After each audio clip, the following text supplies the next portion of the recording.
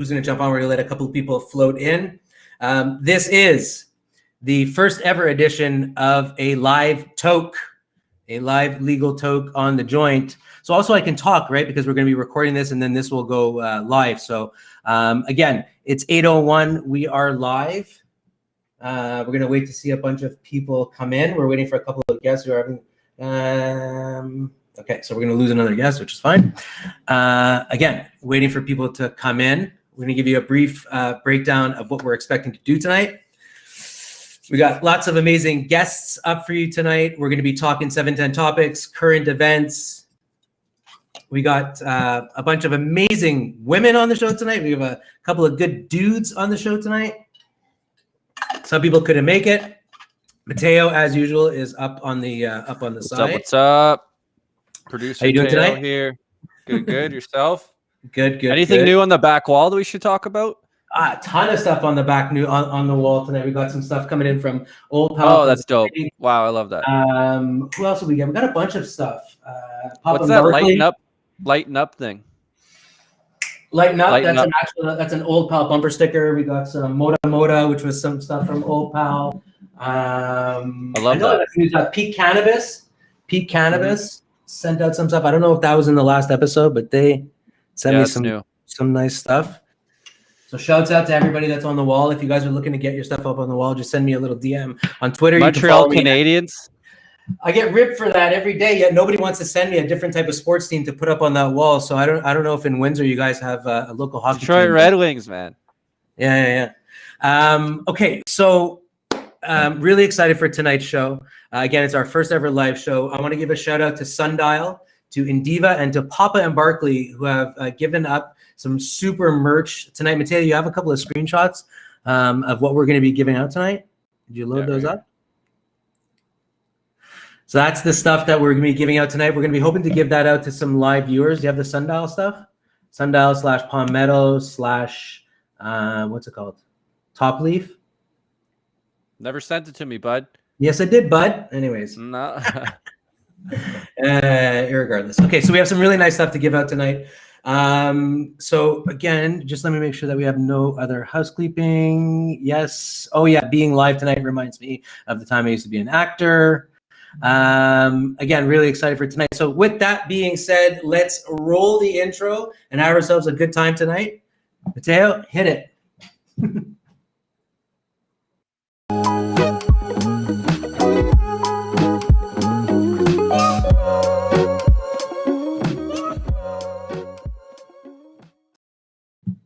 Wowza. Welcome. What an intro. We're going to bring everybody in. We got Andrew from The Joint. We got Mel from Jada Life. We got Kylie from Parkland. We got Brad Moore from Space Station out in Sacramento. We got Jen Larry from hometown Montreal Cannabis. And we have, of course, the amazing Abby Roach. Whoa. How's everybody doing tonight? Yeah, feeling pretty good. Doing well, Mike. Thanks for asking. We all have to talk at the exact same time, so it's just like a lot of audio coming through at the same time. I know this is going to be interesting. I mean, like we've all been frequenting Clubhouse lately, so we should be really quick with the mute button. The only difference here is that everybody can see us. So again, really want to welcome everybody. Thank you for doing this for me tonight. I know everybody's giving up their amazing Friday night that they had planned to go out, probably going out to a nice restaurant. So some of us are in quarantine, dressed up for the occasion. Again, what I want to do is I'll give everybody a quick shot to go all the way around the room, do a 30-second intro. And then what we're going to do is we're going to dive into some 710 topics. So really stuff that's happened in, let's say, the last 2 weeks. We're going to chat about current events, trying to add some value. And then in full transparency, we wanted to do this like makeshift Survivor contest tonight. But after some people raised some feelings to me, which I totally accept, and we didn't want to like vote people off or alienate anybody. So what we're gonna do is after every topic, every 710 topic, Mateo, get this right, we're gonna break off into a question. And again, it's a random question. And I'm gonna ask you guys to come up with an answer really quick. And then the person who's furthest from the answer is going to say goodnight to us for tonight. And then the lone survivor, the person who's remained to come up with the closest right answers, will get a tiny segment with me at the end, really give us a deep dive into what they're doing in cannabis today. And then we were going to throw out some sponsorship for you guys and give you guys some plugs on all of our social media. So again, really excited. If you guys are following online on the YouTube channel or on Twitter, and you guys have anything that you want to comment on, ask any questions, please feel free. We'll do our best to go completely off topic, off track, and bring it all back. So with that being said, I'm going to turn it over to randomly Andrew to make an intro to yourself, bud. First up, all right. I'm Andrew. I'm the co-owner of the Neighborhood Joint. We got one location currently open, retail store in the beaches of Toronto, and one coming soon to East York. Yeah, we're looking to do a bunch of cool stuff in the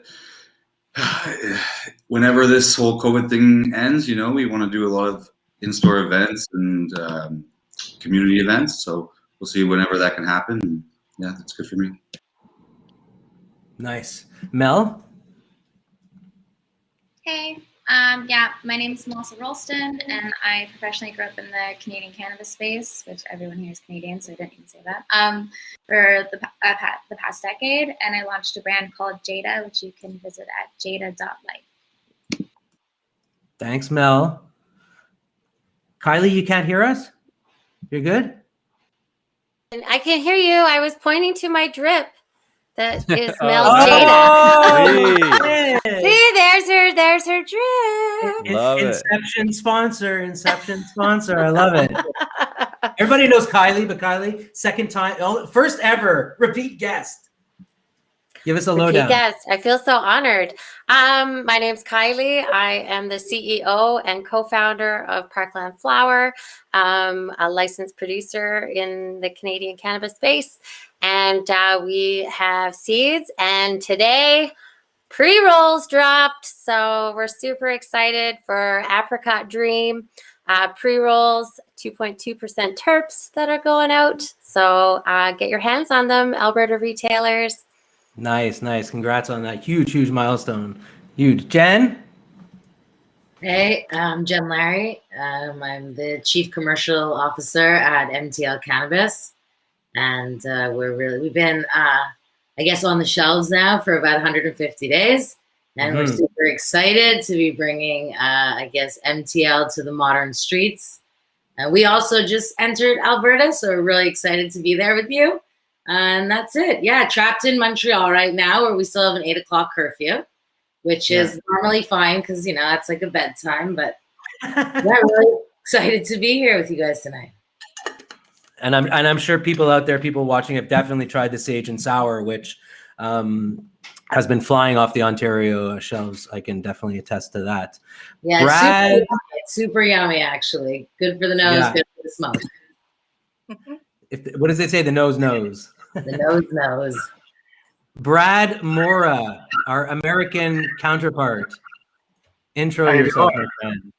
For sure. I'm a CEO of a company called Space Station. We do all cannabis beverage manufacturing for brands in California, looking to take that nationwide as a platform and really make beverage a real form factor, not just a novelty anymore. And so any beverage questions, any beverages that you want to get made in the state of California, feel free to reach out. Nice. Definitely. Brad's going to fuck up the market, politely. Abby, I don't know if I've saved the best for last, but I think you're the last and you're the best. So hit us. Oh, well, so they say. I'm Abby Road, best known for, I founded Hotbox, operated for 20 years. I retired, and now I quietly work in public service life as the senior product manager for the Ontario Cannabis Store. So if you do any business with the OCS, you'll probably encounter me a couple of times. Yeah, you'll talk to me for sure. So just a quick recap for everybody who's watching, you know, quite the diverse sort of vertical integration of guests that we have. Amazing female entrepreneur, amazing male entrepreneur / dispensary owner, another female CEO of Micro, CEO of a major beverage co-packing manufacturer, female COMO of another LP, and somebody that really oversees sort of final mile when it comes to supply chain. So again, really appreciate everybody coming here tonight. Again, the format, we are going to jump into our first topic, which is going to come at you at random. Maybe we'll put a little bit of a timeline, a time limit, maybe 3 to 5 minutes per topic. Again, let's be conscious of everybody and giving everybody a chance to talk. We should have some really amazing stuff to add here, considering that, sorry, just 2 seconds, considering that, again, we represent a big part of the supply chain. So I'm super excited for that. So guys, the first topic, if you can see it, raised to the panel. Mateo, you want to put a timeline on that, is as it came out on my birthday, everybody, thanks for the belated birthday wishes, February 25th, the sales of Canadian edibles and extracts fall for the first time. So this is extremely interesting as the market share your screen. I'm not sharing it? Nope. Oh man, sorry guys, hold on. It says stop sharing. See, hold on, share screen. Here, share this. Let's try it again. So you don't see this? Nope. You don't see that? No? Are you choosing the right tab? Yeah. Okay. So anyways, guys, I'm going to raise that's the topic for the first time. Here, I'll read it. You guys comment on it. Sales of Canadian edibles extracts fall for the first time. Canadians purchased fewer edibles and extracts last November compared to the previous month, New Health Canada data shows. In November, roughly 1.5 million packages of edibles were sold online in person, down from 1.9 in October. So I'll leave that. Anybody wants to open up the commenting on that. Anybody want to weigh in? Maybe Abby, you can open up the floor, just weigh in. Yeah. Some of your thoughts on that?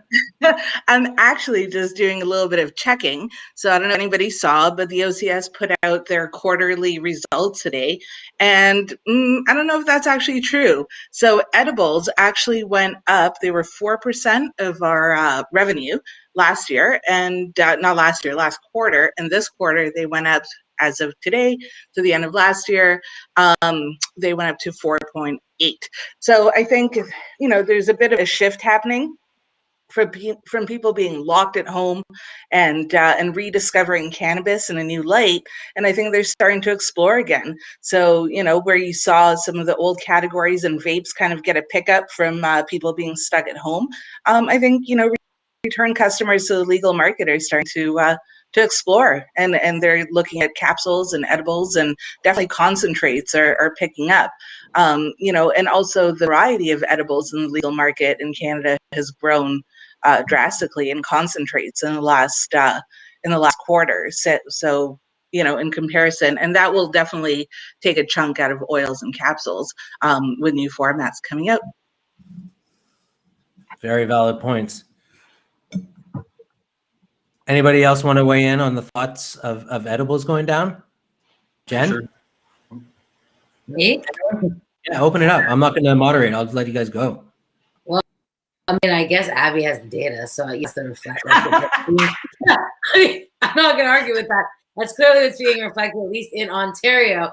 But as a flower first company, those stats make me happy when we're still trying to put out, products for people who really like to smoke their weed. But it sounds like the article overall lumped in extracts and edibles, and while obviously they're interconnected, they're not the same. But I'm gonna go with Abby because I feel that maybe it's wrong, the article.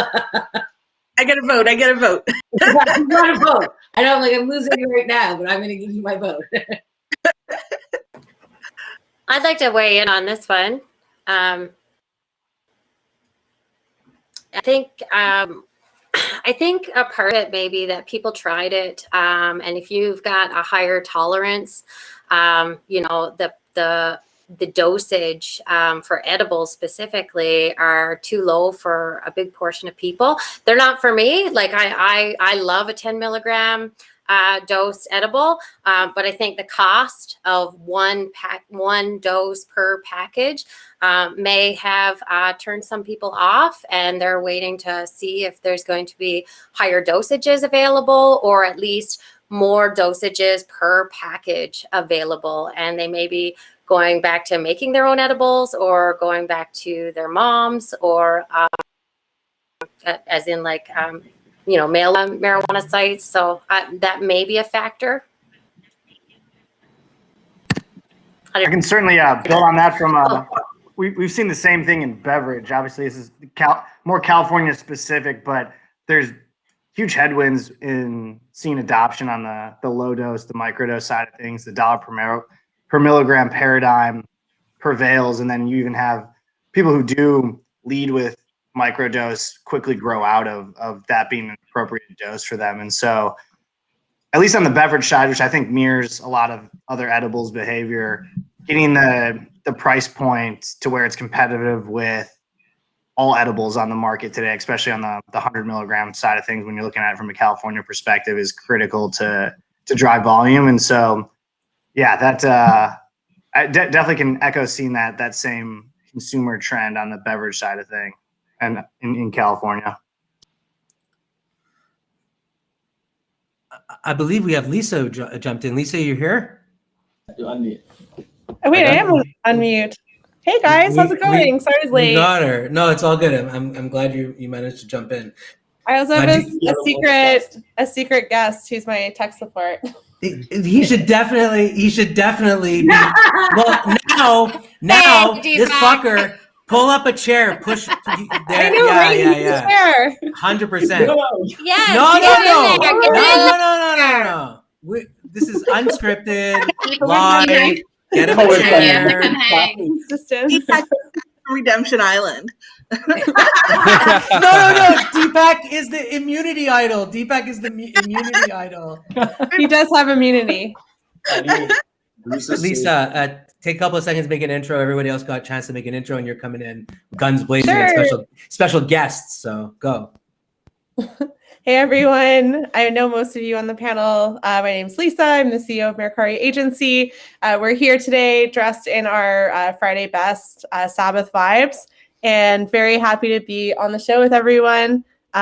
We also have special guest Deepak Anand in the background. For those who don't know, he's the Carmen Sandiego of weed. But currently we're stranded in Vancouver. It's not so bad. It's really warm here. So well, now Deepak has to make sure that he's retweeting this on Twitter and on all his social medias. This is Deepak. Pull up a fucking chair, man. Seriously, you on Twitter right now. I know, but pull up a chair, because you're gonna you don't hijack the show, but sit down and weigh in and add value. Fuck. Okay, we'll get a chair. Okay. While we're waiting for Deepak, can I just know the Yes. policy of smoking weed while this show is live? Go. Okay. Consume. Everybody's of age. It's called the joint for a reason. I know. That's what I thought, but it's his show, and he didn't announce that in the opening. Hey, everybody's of age here. It's just, I believe it's for the pretty serious question. So Yeah. Listen, I don't want to get off topic. So Deepak, make a quick intro. Besides being the Carmen Sandiego. Hey guys, Greg bailed tonight. Yeah. How's it going? I think most people know me, Deepak Anand, CEO of Materia Ventures. Excited to be here with you all today. Yes. Thanks for having me. Yes, Deepak and I go way back. So if there's anyone that's going to hijack and get in this show, it's definitely him. So just so you guys know, we were just quickly discussing the sales of edibles, how they have edibles and extracts falls for the first time. And I don't know if you caught, but Abby quickly chimed up and said some of the data might not be correct. So we all just weighed in. I know, Lisa, you've been fucking boots on the ground in the trenches. So is there anything you can comment on that in terms of your viewpoint of edibles and extracts falling? I know you've been pushing some amazing stuff. For sure. I know that for edibles, I think especially around Christmas, we saw, a spike in edible sales. Everyone's trying to get cannabis for their mom and their grandma. So I think now things are slowing down a little bit, especially with COVID continuing. So the hardest thing for edibles is just dosage, period. It's so hard for legal players to compete with the illicit market on price point. You know, if you can go to a First Nations store that's like non-regulated and, you know, get edibles that are 1,000 milligrams, then it's really hard to sell edibles that are just 10 milligrams. So hopefully Health Canada will change that, but probably not. No. Nice. So Yeah, that's the only con about edibles, but extracts are amazing. Like, I think there's a lot of hype right now for new extracts that are coming out. It's been really cool for me to be in BC as an Ontario girl to check out all the extracts that BC has. They have way more selection than Ontario. Sorry, Ontario. It's getting better though. So Lisa, we're in Montreal. We have nothing. Yeah, we have nothing. Oh, so sad. We'll have to send you dabs and hashish. Yeah. Yeah. Just speaking of edibles, so I think also like companies like these guys are doing pretty interesting stuff. So there's a 30 pack of CBD. It's apple cider vinegar, and I haven't seen a lot of people do like large format CBD gummies. So it's pretty cool that they have them. Yeah, I don't know if you guys can see. Yeah, you can. Dynaleo, right? Dynaleo did that. Yeah, that's right. It's a 30 pack of CBD. So I think that's pretty good. Also, like the other thing I think you'll start to see more in the market is like, I know the regs don't allow vitamins to be put into it, but there's no reason why people can't do other product formats, like, you know, just adding like sort of, you know, things that would not be considered vitamins. So I think you'll start to see some pretty interesting form factors come in that you could market off of, for example, like omega-3 as an example. So we'll start to see that. And Wana, Andrew showed me yesterday, Wana has a 10 milligram THC, 50 milligram CBD, which is super interesting. I had the other day, and they are great. They're really good. Like I think Andrew described it as a nice. His leg started shaking and everything. So, hey, speaking of other formats, I'm gonna bring up something I see in the comments here. I don't know if anybody caught it from a guy named Artin Mehmedi. He says, let's see if I can bring it up. Why has nobody made it infused chicken wing sauce? Let's go! Genius! Oh my god, I love it. Thank you for that. But I just want to talk on that quick. So Deepak, none of that has to do with like CFIA, right? In terms of like other form factors of like hot sauces, or people want to come out with like honeys or peanut butter. It still just falls under edibles, right? You just need a dedicated facility to be able to make that. And so what is your cost for the product going to be? That's the big question, right? Are you going to be comfortable charging, I don't know, $40 for a chicken wing sauce? Because that's probably what you're going to have to charge if you want to get reimbursed your cost of setting up the whole facility. Nothing in the reg stops that from happening, but obviously you're going to have to set up a dedicated line. So it's not like Frank's Hot Sauce can make it with cannabis at their existing site, right? It would just be easy if that could happen. But they'd have to set up a whole new cannabis facility to just make hot sauce. So yeah, and that hot sauce would only be allowed to be 10 milligrams. So Exactly. you really you'd have to do hot sauce packets that are all childproof. Like, Right. But I think at that point, three chicken wings. But I think what could be interesting is like if people actually start to like you've seen that Tea God clear powder, right? Like a lot of companies are just adding stuff that you can mix in. It tastes like nothing, so it's pretty cool. You can add it to pretty much anything, including hot sauce. So I think retailers need to start like playing up that a little bit, because nothing stops retailers from actually carrying hot sauce and saying, "Hey, yeah, like, you know, add this and this." Like, just They do in Alberta. Yeah, not in Ontario. Not in Alberta. Yeah, in Alberta, you can't have anything that you mix with something either. So, Yeah, that's right. Yeah. Brad, how does infused hot sauce do up in California? I wouldn't say there really isn't an infused hot sauce on the market. It comes down to the building a line for any product. Beverage is the perfect example of this. I think there's probably only room for one space station in California right now, and that's because you have to aggregate the demand for the entire industry into a single facility, given the volumes that the products move at today. And so if you are going to run something that is so CapEx heavy like beverage or hot sauce, it's got to be an aggregate of multiple brands, because a single line, the economics just, you can't recover the cost based on the volume of the products today. Yeah. Noted. Again, it's interesting shit. I want to. We're going to go on to our next topic. I'm not going to do a question. I just like the vibe of everybody. So we could get into a situation where everybody wins tonight, and I just gotta I got to pump a lot of brands, products, and companies for a couple of shows. Last night, I don't know who was on the Clubhouse, but there was a really interesting room. Everybody can see my screen now? Can everybody see my screen? Yes. Yes. So last night there was a Clubhouse where everybody was, the Clubhouse was hosted, and Jason Wild and Chris Webber were on the stage talking about the $100 million fund that they're launching in the States for social equity. And I'd love to get everybody's thoughts on this. Not only, if you don't know what's going on, I think there's a few people here. Deepak can, I think, weigh in on this quite a bit. But do we need more of this in Canada? And something that I mentioned with the states, it seems like every state has a different social equity program, and there needs to be a little bit more unification into what is deemed a social equity program and who fits into that sort of box.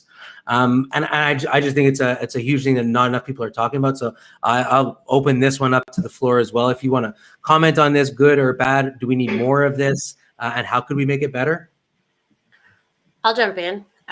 We absolutely need more of this. Unfortunately, a lot of oxygen got sucked out of the room during, the 2016 to 2018 pump and dump, just massive vacuum of capital. There was so much capital sloshing around in the public market spaces that quickly exited.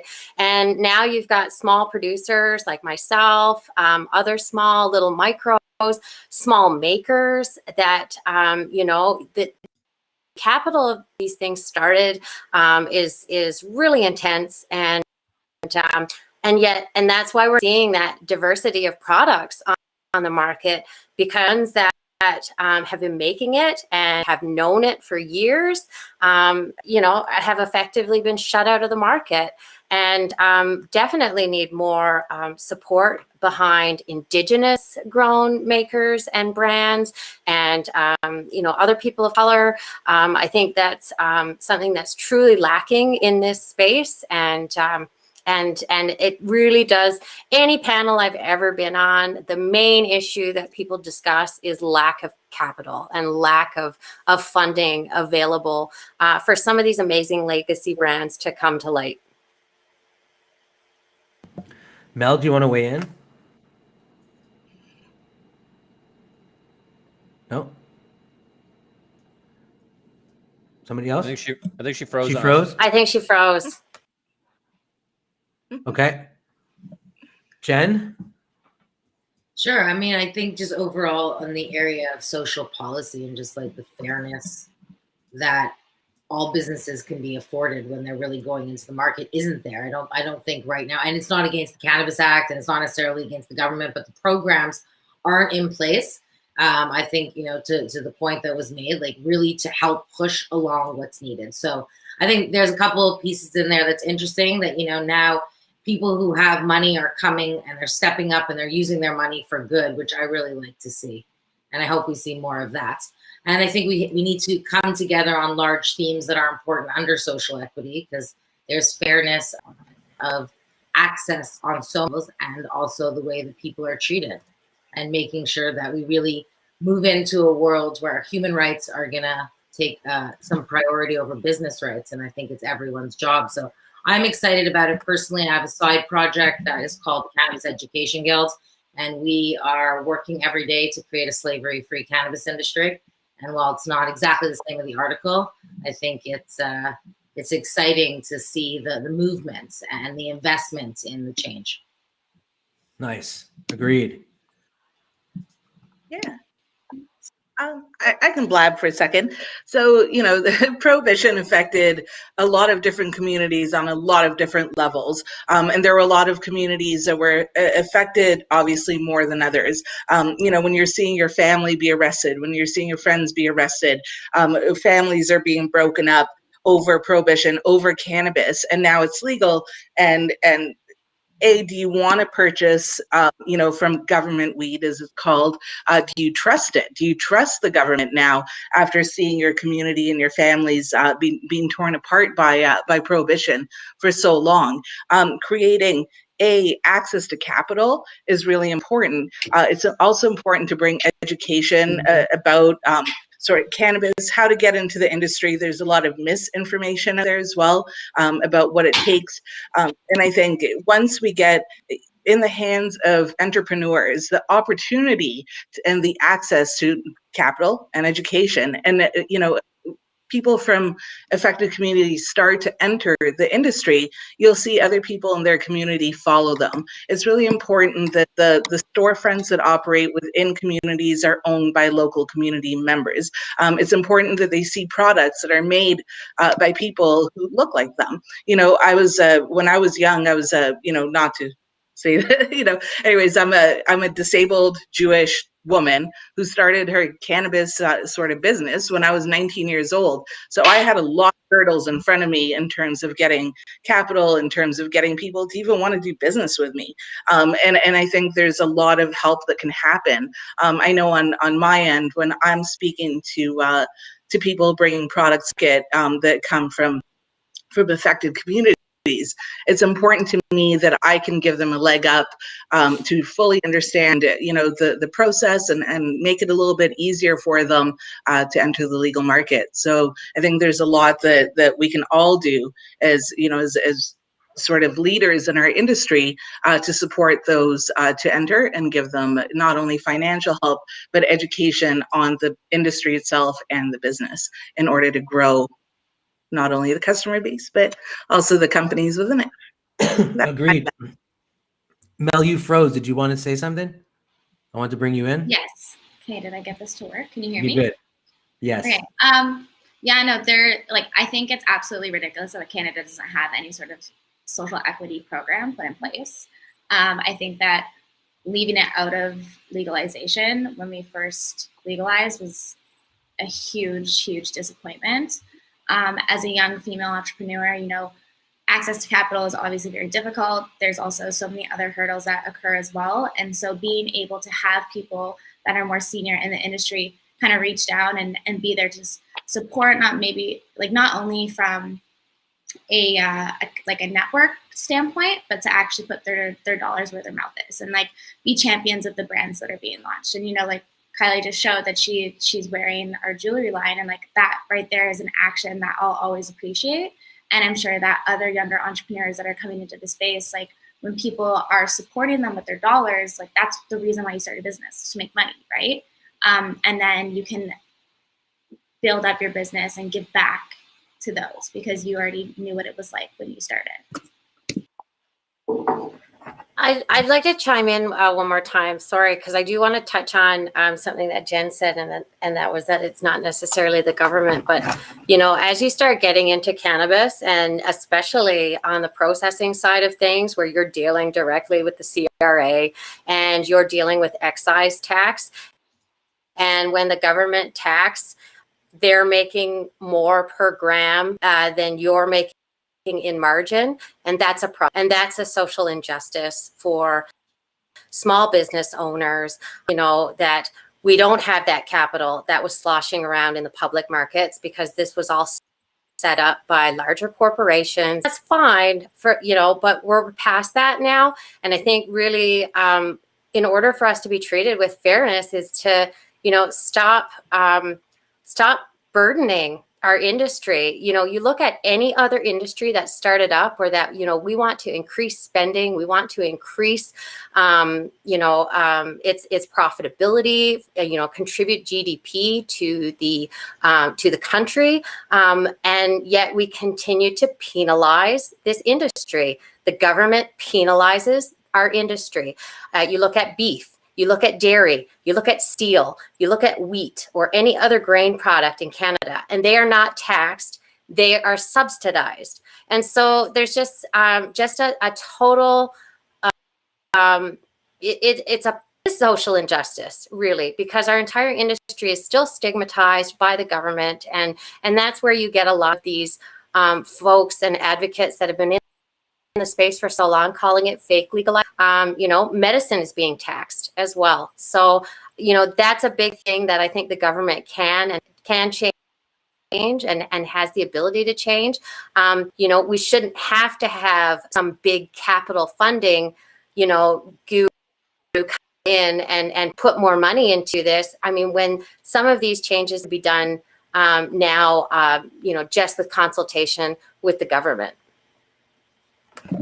I totally appreciate that, by the way. And I feel like you coming forward and explaining it in your way as it being a social injustice, like I'm on your bandwagon now. I don't think I went into thinking and seeing that because we're plagued by the same situation. So for sure, if you're looking for voices on that, I'm right there beside you, because when I look at the spreadsheets, right, these are not exciting. These are not exciting situations that certainly hold down. You got to change the view to like the person that's talking.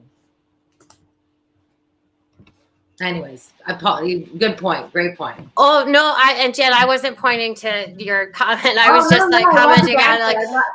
I love it, man. Jen, I love you. It's just the discussion. It's just the discussion for sure. And yeah. Can I just put something on the record though, because I feel like we're talking about social equity. One of the things that I just wanted to mention was that, you know, credit where credit is due. I think the Health Canada Navigator program that's been in place for many, many years with respect to, you know, the Indigenous community is definitely a good move. I don't disagree at all that there's been challenges on the BIPOC community side, because that's definitely a live issue. But at least on the Indigenous side, you know, there has always been a Navigator program in place. I was also working with the AFN way back when I used to be at Zenabis, and that's the Assembly of First Nations. And so Health Canada has been in consultation, at least with the Indigenous community. So, you know, I do want to put that on record. I think there's a lot more needs to be done on the BIPOC community side, because that's completely been discounted. And, you know, I firsthand seen a lot of the challenges, but yeah, at least something has been done on the Indigenous side. I wouldn't say it's anything close to being enough, but at least there's a start there. So I just want to put that on the record. I'd love to give Brad a chance to weigh in for an American perspective. I don't know. I'm like, what's the word? I don't want to say ignorant, but I'm not so familiar with. I know licenses in California. I think you have to have some type of a social equity program when it comes down to retail and brick and mortar. I don't know what it has to do with cultivation or manufacturing licenses, or is it district in California? How does it work in California? Yep. So on I believe you're right about retail. On the manufacturing side, there isn't a social equity constraint. Same thing for distribution. And so, yeah, I think when you look at the U.S. market broadly, it's a patchwork of